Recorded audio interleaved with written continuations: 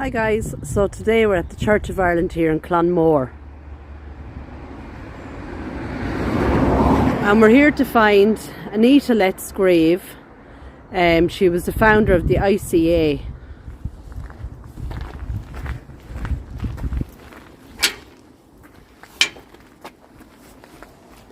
Now just look at this, isn't this gorgeous? So the Church of Ireland, as I said, and I can already see just above the door 1832 wrote on it. So we'll have a look at her grave and I'll tell you a little bit more about Anita when we find her final resting place.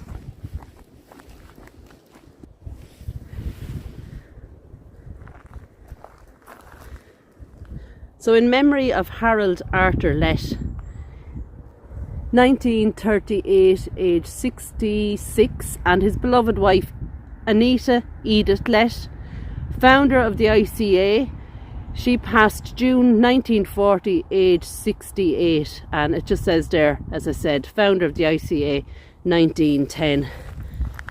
And you can see that they still come and leave wreaths and flowers on her grave. Now, just to tell you a little bit more about the ICA and Anita herself. Anita Georgina Edith Studdy was born about 1871 in England to Captain Henry Studdy, who was a captain in the Royal Navy. She was actually married twice. Her first husband was Captain David Longfield Beatty. They were married in 1899 and later lived in Borrowdale, Wexford. She was his second wife. They had a son, Flight Lieutenant Henry Longfield Beatty, born while they were living in Warwickshire in England. Her son tragically died in a flying boat accident on February the 15th, 1935, and her husband died the 4th of April 1904. Lett was a believer that the government was not the best organisation to take control of issues like the feeding of children in school. However, she was also not prepared to sit back and watch children go hungry. Lett believed, as did the organisation she helped to create, that a woman's place was in activism and the public sphere, especially in areas like the poor law guardians and local elected officials responsible for women's work and children's welfare. The formation of the United Irish Women began in 1908 and it took 2 years until the first formal meetings occurred. At the first meeting, Lett discussed the importance of healthcare, education, fashion, horticulture, the rearing of children and the dullness of rural Ireland. The organisation held that women needed to be represented in the government and their right to be elected to positions. With Lett's support, the organisation was also instrumental in building clubs for women to play camogie. Lett was intent on women developing the role of women and the formation of a strong Irish identity. She married Harold Lett April 1909. They lived in Enniscorthy and they had a daughter, also Anita, in January 1910. Harold Lett was the chairman of the local board of guardians and a staunch loyalist. Anita Lett died in 1940 from cirrhosis of the liver. Now, if you just come across here, they actually have a remembrance bench for Anita as well.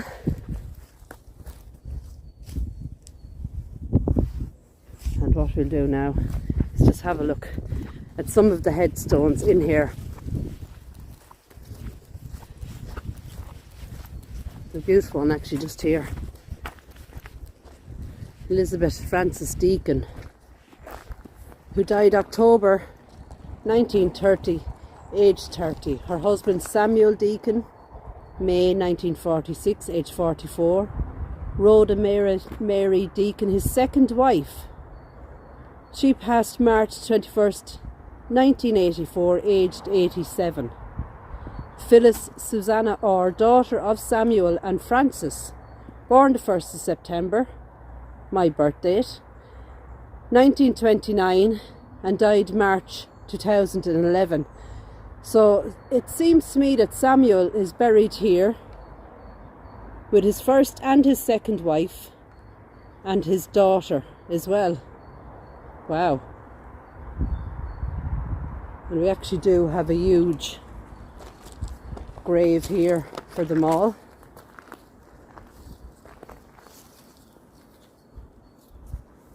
A lovely headstone here. Would you look at what I have just noticed? Spring is certainly on the way. We have snowdrops. That's beautiful in the grave. Now this one is quite interesting. It says, "Here lies E.A. Johnson, Pasha, late R.A. Egyptian. Is it government service? 1932, in his 86th year." Also Mary Holroyd Johnson, wife of the above, died 1938 in her 86th year. There's Ethel there as well, daughter of the above, 1964 in her 93rd year. And also Emily, died July the 31st in 1956. So late R.A. Egyptian. Is it government service? I'm not quite sure. E.A. Johnson, Pasha.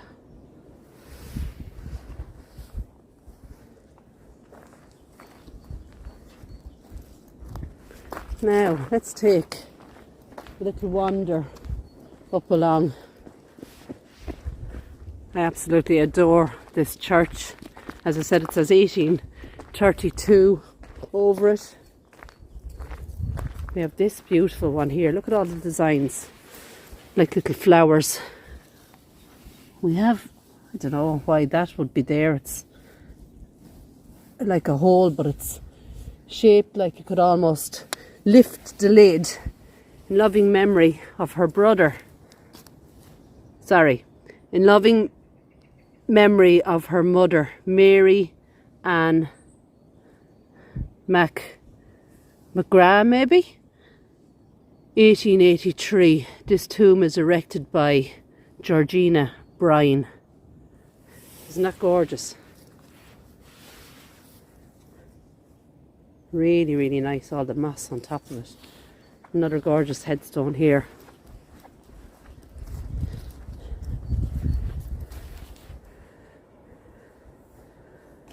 Erected in loving memory of Sarah Jones. Died December 27th, 1889, age 64. Robert Disney Jones, what a name. Look at that, Robert Disney Jones. Died November the 13th, 1895, age 78. Sarah McLaughlin Jones, 1896, in her 4th year. Oh. And then it looks like Mary Jones, 1898, and she was just 7 months old. And then there's John Cook Jones, in his 73rd year, 1924. So we have two very young little girls here. A 4-year-old and a 7-month-old. Mary and Sarah. So very, very sad. So we will keep going.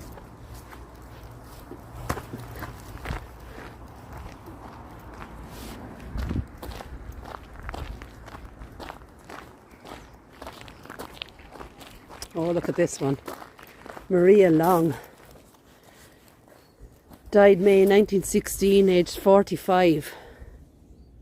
Also her husband John, he was 81 when he passed in 1945. He's actually interred in Tipperary. That's a fantastic photo there of Maria. We have beautiful marble memorials here. Look at these. Samuel Jacob 1937, aged 82, also his children. Helena Mary, she was only 3 months old when she passed in 1897. Albert Alexander, he was only 9 months old when he passed in 1902, and his wife, she was 83 when she passed in 1941. His wife's name was Jane. A gorgeous white marble cross.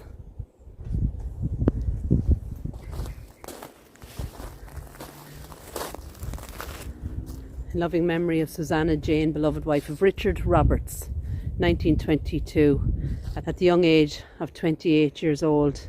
Also to be of Richard, 1948, age 62, and their son Edward. Teddy Roberts, he was 62 when he passed in 1984, and his sister Susanna. And beloved second wife of Richard, 1985, aged 85. In memory of Samuel Jacob, 1975, aged 81. And we've another beautiful white marble cross here in memory of Thomas C. Jacob Parkhouse, 1972, aged 80, and also his wife Amy, 1967, aged 72, and also their daughter. Now I'm going to get the pronunciation wrong, but I'll try. Silpa Louise Jacob, died 22nd of March 2020, aged 90. What a beautiful name.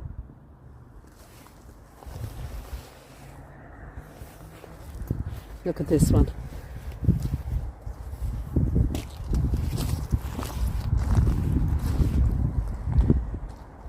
It's almost done like it's a tree, like the designs of a tree. The knots of it, knots in the bark. Loving memory of Sarah Jane Rose, died November 1937, aged 80. Also Joseph MacDonald, he was 81 when he passed in 1939. Also of Ronald, infant son of George, and Marjorie MacDonald, 1928. His wife Martha MacDonald, 1945, aged 79. Also in loving memory of George MacDonald. He died in Kent, aged 87 in 1980, and his wife Marjorie, 1994, aged 91. And I would say that they are all here in this huge grave. And once again, just look at that. The snowdrops. This place is absolutely beautiful.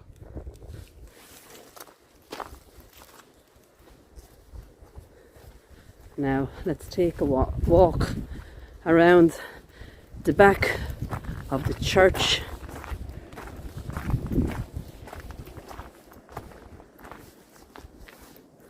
Look at this. Huge rails. And a gate that opens. Wow.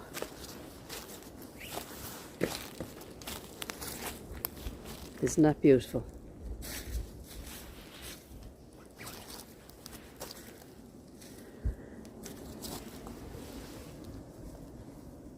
Margaret, his wife, daughter of James, maybe Savage, 1867, it looks like. The age gone, but there must be writing on the other side. And that as well is almost gone. Torch is not much help at all. 1840, 48, let me see. Memory of Harry Alcock, it looks like, of Wilton, Esquire of this parish, died 3rd of December 1840, aged 48 years. And then I presume the writing we've just read is of his daughter, or possibly his wife, maybe. It just says also of Margaret, his wife. His wife. Also of Margaret, his wife, daughter. of James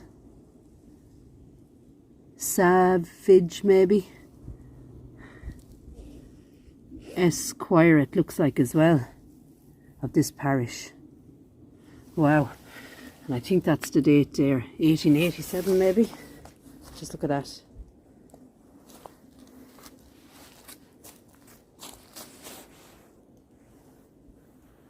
Completely surrounded by these iron rails. Huge iron rails. They're about maybe 6.5 feet tall. And we'll close the gate again.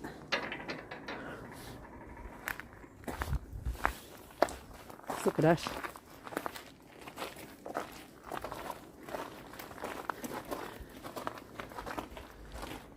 Quite amazing.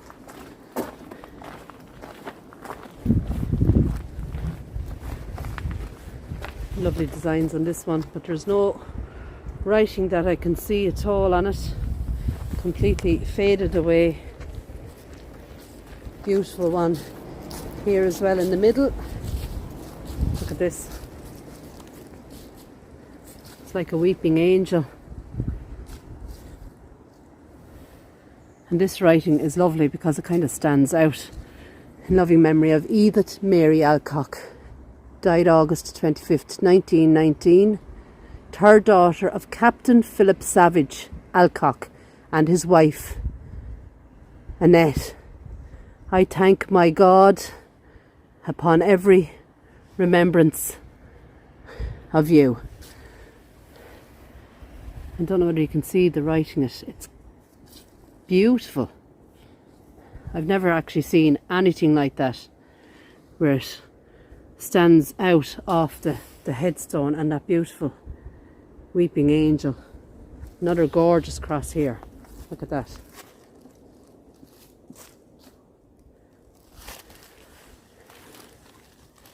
Dear memory of our mother, Catherine Annette Alcock, widow of Colonel Philip Savage. So both of these are in relation to each other. Looks like 1909. So I wonder, is the first one related as well? But three of them really, really beautiful.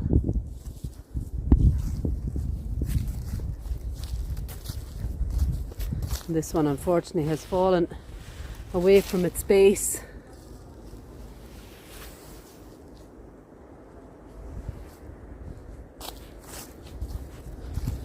Look at this, more rails, more headstones in here.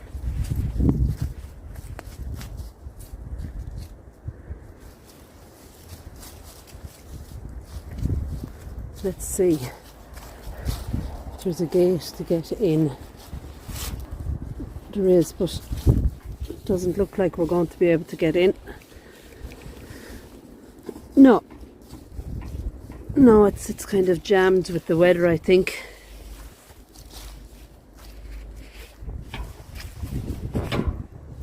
Oh, Irish Eyes has been able to open it. It's gorgeous actually, it's like a double gate. Look at this one. I think this is Richards, in fond memory of Harriet Martha Richards, the beloved wife of John Richards, Macmine Castle, Esquire, 1875, aged 88. Wow. I think this is all going to be Richards, in affectionate memory of George Richards, Captain, Wexford Regiment, eldest son of John Richard Esquire of Macmine Castle. He died at, it looks like Arran Cottage maybe, in this county, February 1876, aged possibly 38. Also his wife, Marion Richards, of Macmine Castle. And it actually says who died at Macmine Castle. She was 46 when she passed in 1885. And then we just have a little verse at the bottom of it. And here comes the rain. Sacred to the memory of Hampton, is it? Augustus Richards, who was accidentally drowned in the River Slaney, March 1878, aged 28. Thy will be done. Wow. Hampton Augustus Richards, drowned at the River Slaney. Isabella Mary, the beloved wife of Albert Richards, Esquire, died at Wilton Castle, April 1888, aged just 38. So all quite young. Have a look at the gate, guys. It's a double gate and it opens in, and it just needed a little bit of strength just to lift that up. Possibly hasn't been open for quite a while. And we're right at the back of the church here. As I've said, it's Church of Ireland. Absolutely gorgeous. It's all slate actually. The whole back of it is slate. All of this. Amazing. We have another beautiful railed grave. Now it is starting to rain heavily, but we will try to get the last few done. Another gorgeous cross. Absolutely fantastic. Beatty. Looks like David Longfield, Captain Fort of the Hussars, eldest son of David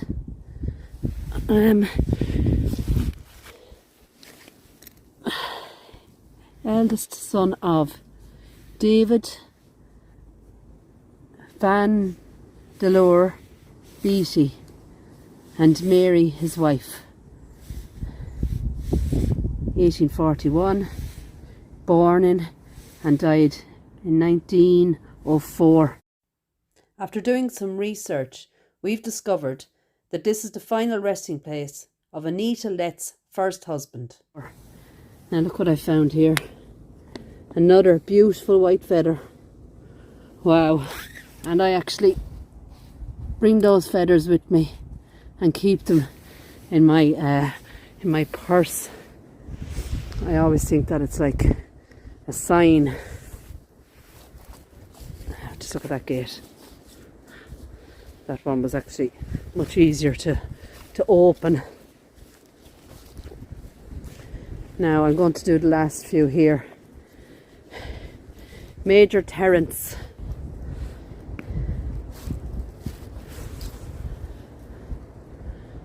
Done R.A. I don't know what that.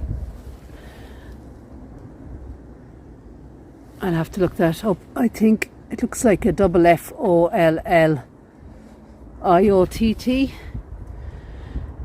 Major Terrace. 1917 to 1992 maybe, of Merton MacMine, where he farmed and worshipped in this church for possibly 31 years, only child of Captain Francis Dunn R.A., who with his wife Constance died December 1918, deeply mourned by his wife Marjorie, his children and grandchildren. Wow. Absolutely fantastic. Look at those little rails around it as well.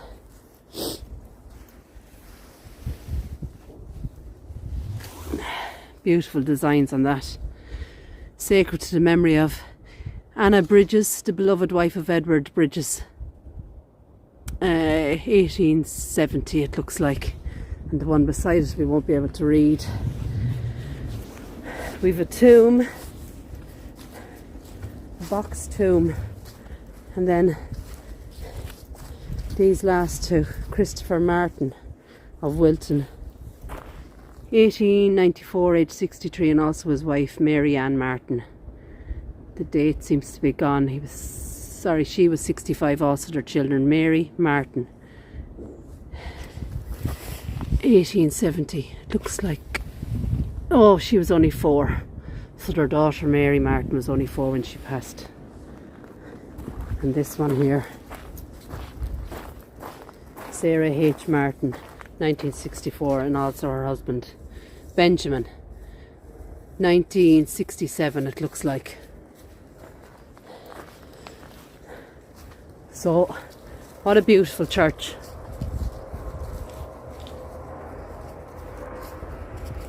Look at those stained glass windows, and you can see the slate all along the sides of it, around the back.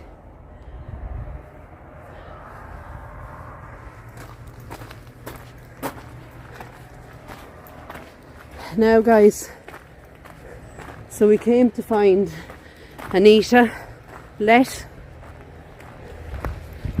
and we found so much more as well.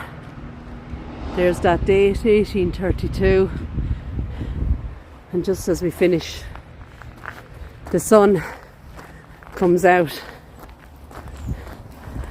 So guys, with that being said, take care, God bless, and I'll talk to you all soon.